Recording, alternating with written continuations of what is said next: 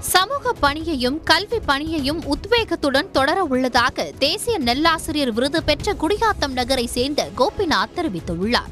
வேலூர் மாவட்டம் குடியாத்தம் அடுத்த ராஜகுப்பம் ஊராட்சி நடுநிலைப் பள்ளியில் கடந்த 2009ஆம் ஆண்டு முதல் இடைநிலை ஆசிரியராக பணியாற்றி வரும் கோபிநாத் பள்ளி மாணவர்களுக்கு எளிதாக பாடங்களை கற்பித்ததற்காக 2024ஆம் ஆண்டுக்கான தேசிய நெல்லாசிரியர் விருது பெற்றுள்ளார். ஊர் திரும்பிய அவர் செய்தியாளர்களை சந்தித்த போது சமூக பணியையும் கல்வி பணியையும் உத்வேகத்துடன் தொடர உள்ளதாக கூறினார். இந்த நேரத்திலே நான் பெறவிருக்கக்கூடிய பரிசு தொகையை நான் பணி செய்யக்கூடிய கிராமத்தைச் சேர்ந்த பழங்குடியின பெண் குழந்தைகளின் நலனுக்காக அவருடைய நிரந்தர வைப்பு கணக்கில் வைக்க இருக்கிறேன் என்பதை மகிழ்வோடு தெரிவித்துக் கொள்கிறேன்.